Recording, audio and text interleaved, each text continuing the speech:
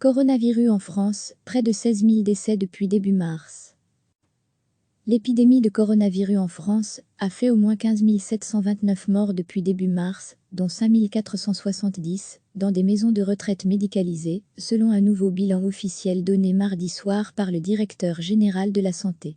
Ce bilan correspond à 762 décès supplémentaires par rapport au décompte de lundi soir, soit le plus important bilan quotidien depuis le début de l'épidémie, selon les chiffres donnés par Jérôme Salomon. Le précédent bilan le plus lourd enregistré sur une période de 24 heures remontait au 6 avril, avec 605 décès enregistrés. En plus des décès survenus à l'hôpital et en institution, il y a aussi des décès qui surviennent en ville, à domicile, et tous ces décès font l'objet d'une surveillance par l'INSEE, Institut national des statistiques, a-t-il ajouté.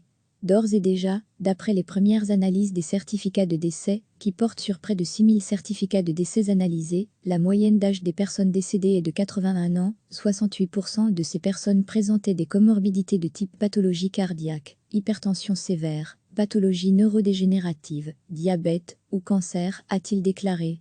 Par ailleurs, mardi soir, 6 730 patients, dans un état grave, se trouvaient en réanimation, soit un solde de moins 91 par rapport à lundi. Cet indicateur, qui dénote la pression sur le système hospitalier, qui ne comptait avant la crise que quelques 5 000 lits de réanimation, est très suivi par les spécialistes. La baisse des besoins de réanimation se confirme, même si le chiffre reste très élevé, a relevé le numéro 2 du ministère. Le président français Emmanuel Macron a estimé lundi que l'épidémie commençait à marquer le pas et a fixé au 11 mai la date d'un possible début du déconfinement en France. Recevez chaque matin l'essentiel de l'actualité.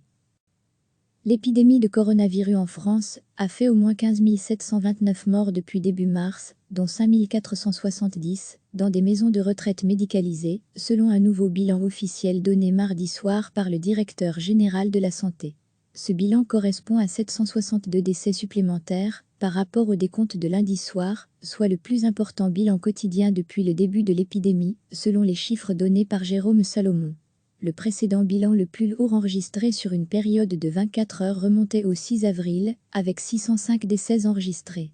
En plus des décès survenus à l'hôpital et en institution, il y a aussi des décès qui surviennent en ville, à domicile, et tous ces décès font l'objet d'une surveillance par l'INSEE, Institut national des statistiques, a-t-il ajouté. D'ores et déjà, d'après les premières analyses des certificats de décès, qui portent sur près de 6 000 certificats de décès analysés, la moyenne d'âge des personnes décédées est de 81 ans, 68% de ces personnes présentaient des comorbidités de type pathologie cardiaque, hypertension sévère, pathologie neurodégénérative, diabète ou cancer, a-t-il déclaré. Par ailleurs, mardi soir, 6 730 patients, dans un état grave, se trouvaient en réanimation, soit un solde de moins 91 par rapport à lundi. Cet indicateur, qui dénote la pression sur le système hospitalier, qui ne comptait avant la crise que quelques 5 000 lits de réanimation, est très suivi par les spécialistes. La baisse des besoins de réanimation se confirme, même si le chiffre reste très élevé, a relevé le numéro 2 du ministère. Le président français Emmanuel Macron a estimé lundi que l'épidémie commençait à marquer le pas et a fixé au 11 mai la date d'un possible début du déconfinement en France.